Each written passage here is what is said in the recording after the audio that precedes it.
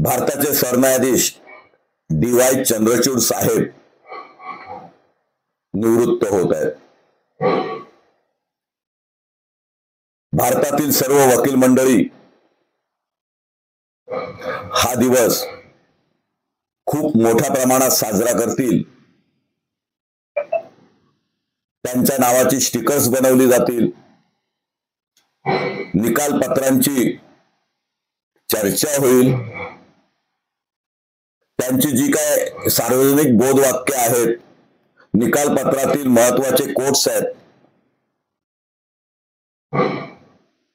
ते दारावर चिकटवले जातील, प्रोफाईलला ठेवतील।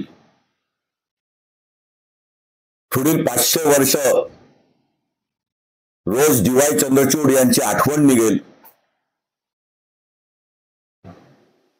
असं काहीही होणार नाही।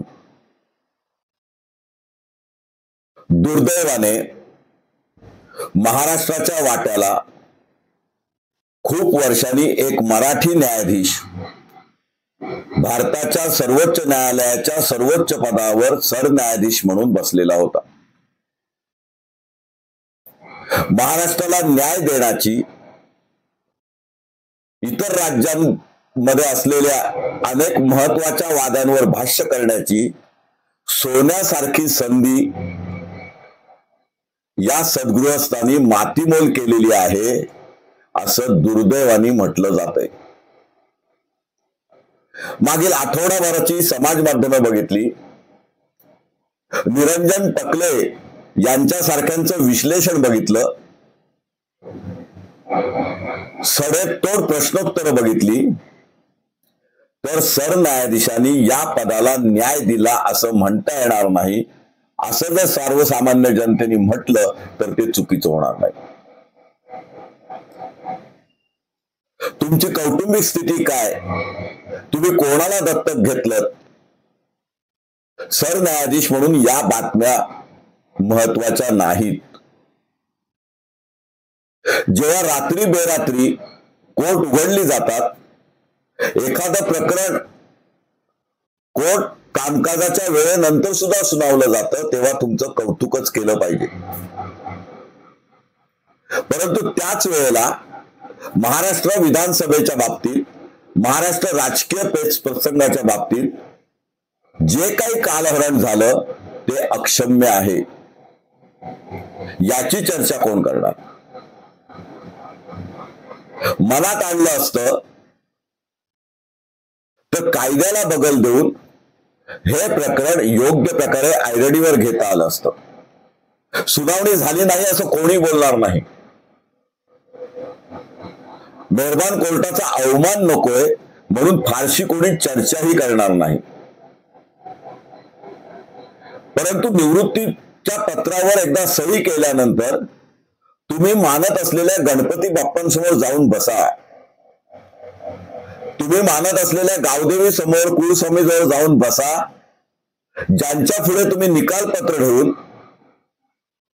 बाबरी मशीदच्या जमिनीचा, राम जन्मभूमीच्या वादाचा जो काही प्रश्न कौल देऊन देवाला, मूर्तीला विचारलात आणि मानसिक दृष्ट्या तुम्ही कसे कमकुवत आहात हे जगजाहीर केलं, तेही सार्वजनिक ठिकाणी भाषण करून सरन्यायाधीश असताना अगदी सदरा घालून हिंदुत्वाचा आव आणून, भले तो खाजगी कार्यक्रम असेल तरी सुद्धा तुम्ही ज्या पद्धतीने वक्तव्य केलं, निवृत्तीपूर्वी लोकसत्ता या वर्तमानपत्राच्या व्यासपीठावरून ज्या पद्धतीने तुम्ही तुमच्या कार्याची भलावण केलीत, पाठराखण केलीत, विलंबाबद्दल कारण सांगण्याचा लंगडा प्रयत्न केला, यामुळे जनमानसातली तुमची भावना, तुमच्याबद्दलची प्रतिमा डागाळलेली आहे। पंतप्रधान तुमच्या घरी आले की तुम्ही त्यांना बोलवलं, त्यांनी इच्छा व्यक्त केली म्हणून एक हिंदू म्हणून तुम्ही खाजगी समारंभाला त्यांना बोलवलं असाल किंवा एंटरटेन केलं असाल, स्वागत केलं असाल, तर त्यात काहीही गैर नाही। तुमचा धर्म, तुमच्या जातीबद्दलच्या भावना, तुमच्या समाजाबद्दलच्या भावना या खाजगी असू शकतात।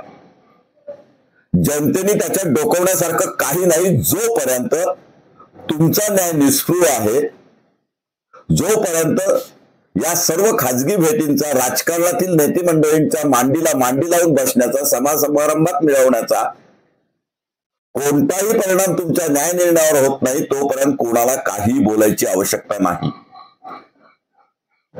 पण न्याय दिला असं चालत नाही, न्याय मिळाला पाहिजे, लोकांना तो न्याय मिळाला असं वाटलं पाहिजे, त्यातून न्याय दिसला पाहिजे, हीच तुमची बोधवाक्य आहेत. राहुल नार्वेकरनी निकालाला उशीर दिला हे सांगायला जितका उशीर लागला, त्यानंतर सुद्धा राहुल नार्वेकर निकाल देत नव्हते, त्यावर काही कार्यवाही झाली नाही. शिवसेनेच्या विधिज्ञांनी पाठपुरावा केला नाही, परंतु राष्ट्रवादीवाल्यांनी पाठपुरावा केल्यानंतर दोन्ही प्रकरणं एकत्र झाली, परंतु त्यात न्याय झाला नाही. दरम्यानच्या काळात तुम्हाला आचारसंहिता लागणार, विधानसभेची निवडणूक येणार, लोकसभेची निवडणूक येणार, हे सगळं माहिती होतं. तुमचे काही प्रश्न असतील, हजारो खटले, हजारो प्रकरणं, याहीपेक्षा महत्वाची प्रकरणं तुमच्या पुढे विचाराधीन असतील, खंडपीठापुढे विचाराधीन असतील, घटनापीठापुढे विचाराधीन असतील, पण तरी सुद्धा या प्रकरणाला प्राधान्य दिलं असतं तर तुमचं नाव मोठं झालं असतं, उंची खूप मोठी वाढली असती, लोकांनी तुम्हाला लक्षात ठेवलं असतं. निर्णय तुम्हाला योग्य तो घटनेनुसार, कायद्यानुसार, तरतुदीनुसारच द्यायचा होता. आमदार पात्र की अपात्र हा निर्णय होत नाही, मग राहुल सांगतात इकडचे पण पात्र, तिकडचे पण पात्र, आणि त्यावर भाष्य करायला तुम्ही टाळता. किंबहुना तसं दिसतं. आणि आता शेवटच्या 2 दिवसात निकाल होऊ शकत नाही. निकाल झाला तरी त्याला काही अर्थ उरत नाही, कारण आता आचारसंहिता होऊन लोकांनी फॉर्म भरले, आता पुढची विधानसभा अस्तित्वात येण्याची वेळ आली. त्यामुळे तुम्ही निवृत्त झाल्यानंतर 26 नोव्हेंबरला विधानसभेचा नवीन प्रकल्प तयार होईल, त्यात नवीन आमदार येतील, पण मागचे आमदार पात्र होते की अपात्र होते हा निर्णय सर्वोच्च न्यायालय देऊ शकलं नाही, ही नामुष्की तुमच्या खांद्यावर राहील. उद्धवजी ठाकरे आपली उद्विग्नता वेगळ्या शब्दात सादर करतात, त्यांचे प्रवक्ते आणखीन वेगळ्या शब्दात करतात, तुमची निर्भत्सना करतात. अनेक लोक तुमच्या या संशयास्पद वागण्यावर बोट ठेवतात. त्याचा कोणताही कॉग्निजन्स आपण घेतला नाहीत, वेळेत न्याय दिला नाहीत. महाराष्ट्र विधानसभेच्या बाबतीत पक्षफोडीचं जे काय राजकारण झालं त्यामध्ये खरं चिन्ह कोणाकडे गेलं पाहिजे, मूळ पक्ष कोणाचा, निवडणूक आयोगाने दिलेले निर्णय योग्य आहेत की अयोग्य आहेत, एका चिन्हावर काही मजकूर छापायचा न्यायप्रविष्ट बाब असल्याची अट सुप्रीम कोर्ट घालते, दुसऱ्या चिन्हावर मात्र घालत नाही कारण मागणी नाही. सर्वोच्च न्यायालयाला जे काही अनिर्बंध अधिकार आहेत, न्याय देण्यासाठी समानता वापरण्याचं तत्व आहे, ते गेलं कुठे. म्हणून मगाशी म्हटल्याप्रमाणे निरंजन टकले यांचं भाष्य ज्याने ऐकलं त्यांना यातली प्रखरता, यातला फोलपणा, न्यायदानातली अडचणी, अगतिकता ही दिसून येईल. पंतप्रधान तुमच्या घरी येतात, यात काही गैर नसलं तरी ते फोटो सार्वजनिक होतात, त्याची चौकशी तुम्ही करू शकत नाही, त्याचा राजकीय फायदा घेतला जातो, तुमची बदनामी होते, यावर तुम्ही विशेष असं काही भाष्य करत नाही, कार्यवाही करत नाही. पंतप्रधान महाराष्ट्रातल्या मंत्रिमंडळात असलेल्या लोकांच्या घरी गणपतीला जात नाहीत, फक्त तुमच्याच घरी याच वर्षी का येतात, कारण हे निवडणुकीचं वर्ष होतं.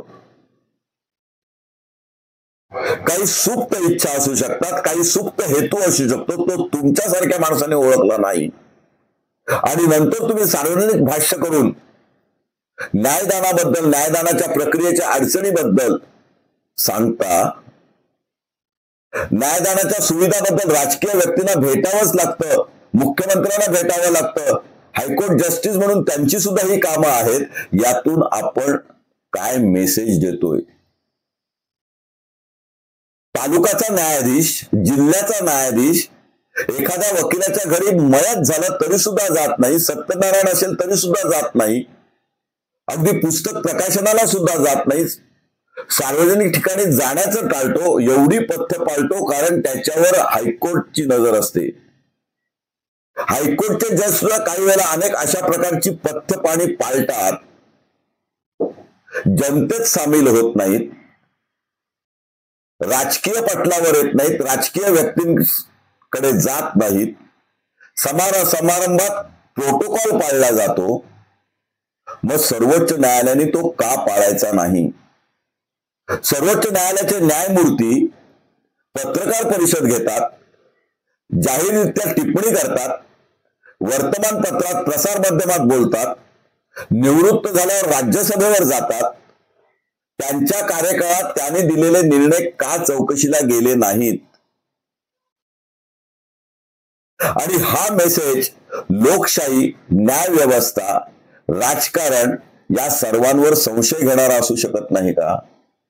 त्यामुळे तुमच्याकडनं फार मोठ्या अपेक्षा होत्या, त्यांचा अपेक्षाभंग झालाय असं जर जनतेने म्हटलं तर त्यात त्यांचं काही चुकत नाही.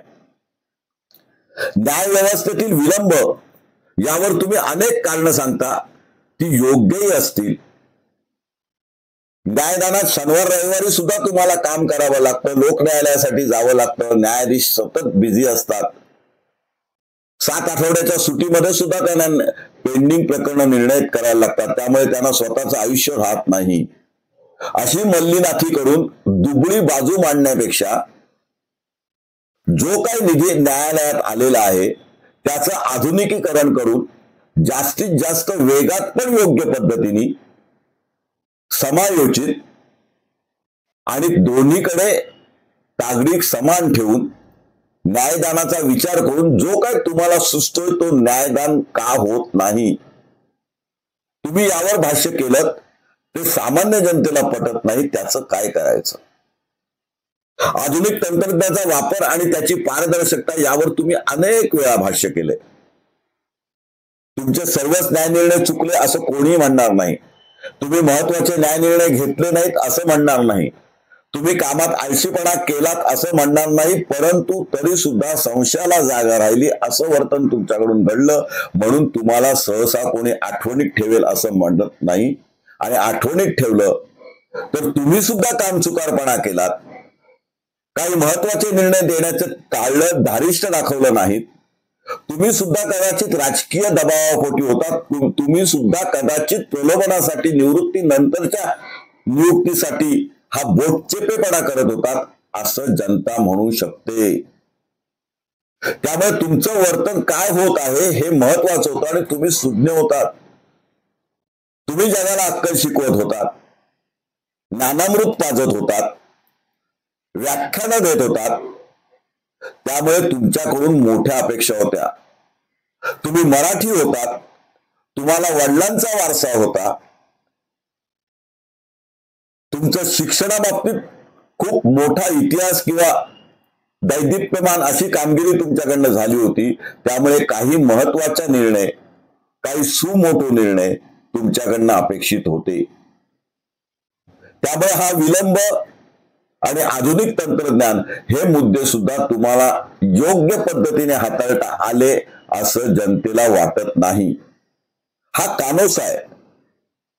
मी जरी एक वकील असलो तरी व्यक्ती म्हणून यावर भाष्य करण्याचा मला अधिकार आहे. राजकीय नेते तुमचा गैरवापर करत होते, प्रत्यक्ष वा अप्रत्यक्षपणे तुमच्या वागणुकीचा मेसेज जनतेपर्यंत जात होता, हे तुम्हाला खुर्चीवर असेपर्यंत आजपर्यंत का कळलं नाही? आणि जर कळलं असेल तर वळलं का नाही हा खरा प्रश्न आहे. तुमच्याबद्दल सार्वजनिक अपेक्षा असू शकतात, प्रत्येक न्यायाधीशाबद्दल ते असू शकतात. हे सर्व असलं तरी तुम्ही काही महत्वाचे निर्णय घेतले त्याबद्दल वाद असायचं कारण नाही. आधार कार्ड आणि गोपनीयता 2018 मध्ये जो निर्णय तुम्ही घेतलात त्यावर वाद होऊ शकतो, परंतु तुम्ही निर्णय घेतलात. आता त्या आधार कार्डचा सुद्धा गैरवापर केला जातो, ते प्रमाणभूत मानले जात नाही, त्याच्यात सुद्धा हेराफेरी होऊ शकते. यावर पुढे निर्णय घेण्याचं मात्र राहून गेलं.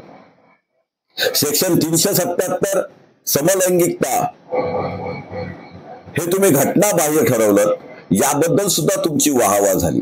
जे चांगलं केलं त्याला चांगलं बोललं पाहिजे. समान नागरी संहिता असेल, प्रायव्हसीचा अधिकार असेल, हिजाब प्रकरण असेल, याच्याबद्दल तुम्ही काहीतरी निर्णय घेतलात. पण तोच बाणेदारपणा, तोच रामशास्त्री प्रभुणेंचा बाणेदारपणा तुम्ही मराठी सरन्यायाधीश म्हणून, महाराष्ट्राची शान म्हणून, महाराष्ट्राचा वारसा सांगणारे सरन्यायाधीश म्हणून महाराष्ट्राच्या बाबतीत घेऊ शकला नाहीत. महाराष्ट्रातील अनेक महत्वपूर्ण राजकीय सामाजिक निर्णय अजूनही प्रलंबित राहिले. जे तुम्हाला घेणं शक्य होतं ते घेऊ शकले नाहीत, असं आता जनता आणि विश्लेषक बोलत आहेत. समाज माध्यमाचा कानोसा घेणं आणि आज देवासमोर बसून स्वतः केलेल्या चुकांचा पाडा निदान स्वतःच्या मनाशी वाचणं आणि काहीतरी प्रायचित्त म्हणून, यापुढे मी राजकीय भाष्य करणार नाही, मी कोणती राजकीय पोस्ट स्वीकारणार नाही, एक्सटेन्शन साठी कुठेही विनवणी करणार नाही, कोणाचाही मिंधेपणा घेणार नाही. भले मला इंटरनॅशनल मॉनिटरी फंडवर जाता आलं नाही तरी चालेल, भले मला अन्य आंतरराष्ट्रीय लवादामध्ये नेमणूक झाली नाही तरी चालेल, पण मी न्यायदानाचं जे काही काम केले ते स्मरून आता मी पूर्णपणे निवृत्त होत आहे. मी कायद्यावर भाष्य करीन, कायदा सुधारण्यासाठी जनतेला, समाजाला, राजकीय नेत्यांना, सरकारला मदत करीन, सल्लागार म्हणून काम करीन, पण त्याबद्दल कोणताही मोबदला घेणार नाही. असं जर ठरवलं तर तुम्ही या सगळ्या चुकांचं प्रायचित्त करून घेतलं असं म्हणावं लागेल. तुम्ही न घेतलेल्या निर्णयामुळे आज महाराष्ट्रात जी काय अराजकता पसरलेली आहे त्याचं उत्तरदायित्व शेवटी तुमच्यावर येते साहेब. धनुष्यबाण कोणाचा आणि घड्याळ कोणाचा एवढाचा प्रश्न मर्यादित नव्हता. करोडो लोकांच्या भावनेचा हा प्रश्न होता. मूळ पक्ष कोणता, एखादा गट फोडून गेल्यानंतर फुटीर गटाला किंवा बाजूला गेलेल्या लोकांनाच अधिकार देण्याचा जो काय निर्णय निवडणूक आयोगाने घेतला तो घटनेत बसतोय का? त्यासाठी जी तरतुदी त्यांनी वापरल्या, जी कारणं तकलादू वापरली, कुणाची घटना दुरुस्ती आम्हाला पोचली नव्हती, कुणी अर्ज केला नव्हता, कोणता डाटा उपलब्ध नाही, फाईल उपलब्ध नाही, म्हणून सध्या ज्याच्याकडे जास्त आमदार त्याचा पक्ष हा जो काही वादग्रस्त निर्णय निवडणूक आयोगाने दिला होता तो ऐरणीवर घेऊन, वेळेत संपवून, सुनावणी वेळेत घेऊन तुम्हाला त्यावर निर्णय घेणं सहज शक्य होतं. असं केवळ उद्धव ठाकरेच म्हणतायत, शरद पवारच म्हणतायत असं नाही, तर गल्ली बोळातील सामान्य जनता सुद्धा बोलते. त्यामुळे हा सामान्य जनतेचा आवाज तुमच्या कानापर्यंत पोहोचणं महत्वाचं होतं. त्याची जाणीव तुम्हाला डायसवर असताना होणं महत्वाचं होतं. दुर्दैवाने ती झाली नाही असं दिसतंय, म्हणून ही टीका होते. तुम्ही महाराष्ट्र विधानसभेचा सत्ता संघर्ष सहज सोडवू शकला असतात, त्यावर योग्य भाष्य करू शकला असतात. त्याचा परिणाम इतर राज्यात अशा प्रकारे पक्षांमध्ये दुफळी होणार नाही, पक्ष चोरला जाणार नाही, पक्षावर अतिक्रमण होणार नाही, गटबाजी होणार नाही, आयाराम प्रवृत्तीला, गयाराम प्रवृत्तीला आळा बसेल, आर्थिक व्यवहारांना आळा बसेल, याबाबत निर्णय घेऊ शकत होता. केंद्रीय चौकशी मंडळी असेल, ईडी असेल, अन्य काही चौकशा असतील, राजकीय व्यक्तींना राजकीय हेतूपोटी त्यामध्ये समाविष्ट केलं जात असेल, त्यावरून पक्षफोड होत असेल, पक्षांतर होत असेल, तर त्याचा कॉग्निझन्स तुम्ही घेऊ शकला असतात. आज छगन भुजबळ यांनी जे पुस्तक प्रकाशित केले त्यात त्यांनी ईडीच्या दबावाचा स्पष्टपणे उल्लेख केलाय. ही सगळी मंडळी तुमच्या पुढे कधी ना कधीतरी न्यायालयात आली होती. न्यायप्रविष्ट प्रकरणात त्यावर तुम्हाला भाष्य करता आलं असतं, योग्य ते आदेश देता आले असते. त्यामुळे मीडियातील प्रक्रिया तुम्हाला विचारात घेता येण्यासारख्या होत्या. कदाचित वेळ मिळाला नसेल. आपण आज शांतपणे निरंजन टकले यांची टीका जरूर ऐका. त्यांनी जे प्रश्न निर्माण केलेले आहेत ते सोडवण्याचा प्रयत्न करा. त्यात तुम्ही चुकलात की नाही याचं आत्मचिंतन करा. तुम्ही खूप मोठे आहात, खूप मोठे वैज्ञानिक पदावर आजही तुम्ही आहात, उद्या नसणार आहात, उद्या आणखी कोणत्या पदावर तुम्ही जाल. परंतु हे जात असताना महाराष्ट्रातल्या एका सुपुत्रांनी जेव्हा त्याला संधी मिळाली तेव्हा योग्य पद्धतीने त्या संधीचा वापर केला नाही, जनतेसाठी वापर केला नाही, लोकहितासाठी वापर केला नाही. राजकीय स्थिती सुधारण्याची संधी मिळून सुद्धा ती वापरली नाही. समाजापुढे एक आदर्श निर्माण करण्याची संधी वाया घालवली असं दुर्दैवाने म्हटलं जाईल. हे तुमचं खूप मोठं अपयश आहे.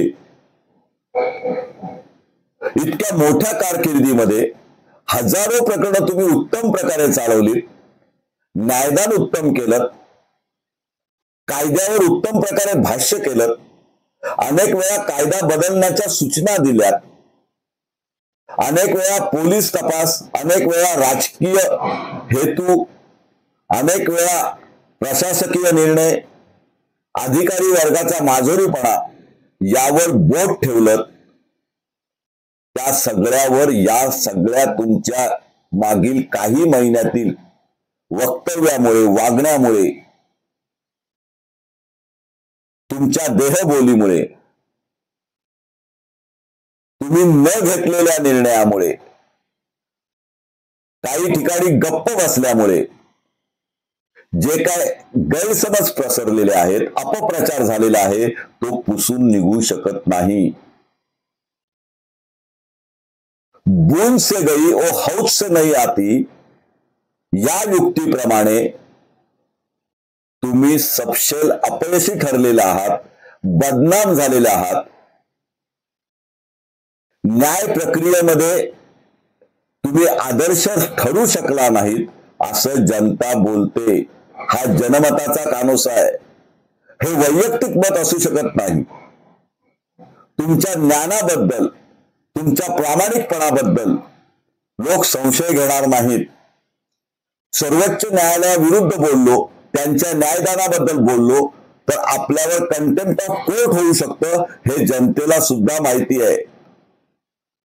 पण याही पलीकडे जाऊन जो आदर निर्माण करण्याची संधी तुम्हाला प्राप्त झाली होती ती तुम्ही वाया घालवलीत असं खेदाने म्हणावं लागतंय. त्यामुळे ही आता पश्चातापाची वेळ आहे. निदान आदर्श असा निर्माण करा की तुमच्या या सगळ्या घेतलेल्या निर्णयात, न घेतलेल्या निर्णयात, बाबी न्यायप्रविष्ट प्रलंबित ठेवण्याच्या बाबतीत कुठलाही राजकीय हस्तक्षेप नव्हता, कोणताही राजकीय हेतू नव्हता हे दाखवण्यासाठी तरी कुठल्याही पुढच्या प्रलोभनापासून लांब राहा.